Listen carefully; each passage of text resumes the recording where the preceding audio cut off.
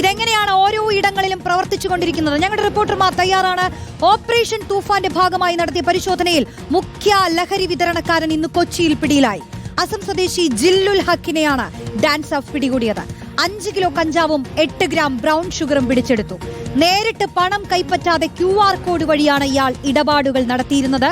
അർജുൻ മട്ടന്നൂർ ചേരുന്നു. അർജുൻ, അങ്ങനെ തൂഫാന്റെ ഭാഗമായി ഓരോ മുഖ്യ കണ്ണികളും പിടിയിലായിക്കൊണ്ടിരിക്കുകയാണ്. ഇതിപ്പോൾ ഈ അസം സ്വദേശി ജില്ലുൽ ഹക്ക് ഒരുപാട് തരത്തിൽ ഇങ്ങനെ ലഹരിയുമായി ബന്ധപ്പെട്ട് കിടക്കുന്ന ആളല്ലേ, വിതരണമൊക്കെ ചെയ്തിരുന്ന ആളാണെന്ന് മനസ്സിലാക്കുന്നു.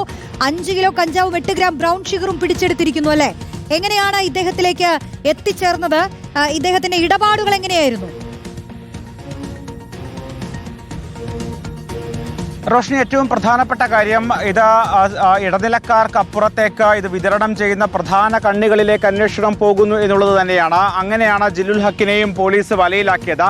ഡാൻസ് ഓഫിന്റെ യൂണിറ്റ് 4 ആണ് കഴിഞ്ഞ ദിവസം രാത്രി ഈ തൃക്കാക്കരയിലെ ഒരു വാടക വീട്ടിൽ നിന്നും ജില്ലുൽ ഹക്കിനെ പിടികൂടിയത്. ഏതാണ്ട് 2 വർഷത്തിലേറെയായി കൊച്ചി കേന്ദ്രീകരിച്ച് ഇയാൾ ലഹരി വിതരണം നടത്തുന്നുണ്ട് എന്നാണ് പോലീസിന്റെ കണ്ടെത്തൽ. അതിലും പ്രധാനപ്പെട്ട കാര്യം, നേരിട്ട് പണം വാങ്ങുകയല്ല, അതിനപ്പുറത്തേക്ക് ഈ വാടക വീട്ടിൽ ഒരു QR കോഡ് സ്ഥാപിച്ച് ആ QR കോഡ് വഴി പണം വാങ്ങിയാണ് ഇയാൾ ലഹരി ഇടപാടുകൾ നടത്തുന്നത് എന്നുള്ളതാണ്. മിക്കവാറും ഇയാൾ ഇത്തരത്തിൽ മറ്റ് കണ്ണികളിലേക്ക് അല്ലെങ്കിൽ മറ്റ് വിതരണക്കാർക്കായിരിക്കും ഒരു പക്ഷേ ഇത്തരം കഞ്ചാവും മറ്റ് ലഹരി മരുന്നുകളും എത്തിക്കുന്നത്.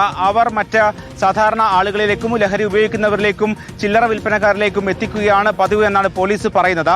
എന്തായാലും കഴിഞ്ഞ കുറേ കാലമായി പോലീസ് ഇയാളെ നിരീക്ഷിച്ചു വരികയായിരുന്നു. ആ നിരീക്ഷണത്തിനൊടുവിലാണ് ഇന്നലെ ഡാൻസ് ഓഫ് സംഘം ജില്ലുൽ ഹക്കിനെ പിടികൂടിയത്. പിടികൂടുമ്പോൾ 5 കിലോ കഞ്ചാവും അതോടൊപ്പം തന്നെ 8 ഗ്രാം ബ്രൗൺ ഷുഗറും ഇയാളിൽ നിന്ന് പിടികൂടിയിട്ടുണ്ട്. കഞ്ചാവിനും ബ്രൗൺ ഷുഗറിനും അപ്പുറം മാരക ലഹരി മരുന്നുകളടക്കം ഇയാൾ ഇത്തരത്തിൽ വിതരണം ചെയ്യുന്നുണ്ട് എന്നാണ് പോലീസിന്റെ കണ്ടെത്തൽ. എന്തായാലും ഇയാളെ വിശദമായി ചോദ്യം ചെയ്തു വരികയാണ്. എവിടെ നിന്നാണ് ഈ ലഹരി മരുന്നുകൾ എത്തിക്കുന്നത്, ആർക്കൊക്കെയാണ് വിൽപ്പന നടത്തുന്നത് തുടങ്ങിയ കാര്യങ്ങളൊക്കെ തന്നെ വിശദമായി തന്നെ പരിശോധിക്കുന്നുണ്ട്. അതോടൊപ്പം തന്നെ ഇന്ന് ആലുവ തൊട്ടക്കാട്ടുകരയിലും ഏതാണ്ട് 32 കിലോ കഞ്ചാവ് പിടികൂടിയിട്ടുണ്ട്. പറവൂരിലും സമാനമായ രീതിയിൽ ലഹരി മരുന്നുകൾ MDMA അടക്കമുള്ള ലഹരി മരുന്നുകൾ പിടികൂടിയിട്ടുണ്ട്. തൂഫാന്റെ ഭാഗമായി ജില്ലയിലെമ്പാടും ഇത്തരത്തിലുള്ള തിരച്ചിൽ പരിശോധനകൾ തുടരുകയാണ്. കൂടുതൽ മുഖ്യ കണ്ണികളിലേക്ക് എത്താൻ ഈ മാഫിയ സംഘത്തെ തന്നെ പിടികൂടാനുള്ള പ്രവർത്തനങ്ങളാണ് ഇനി തുടർ ദിവസങ്ങളിലും നടക്കാൻ പോകുന്നത്.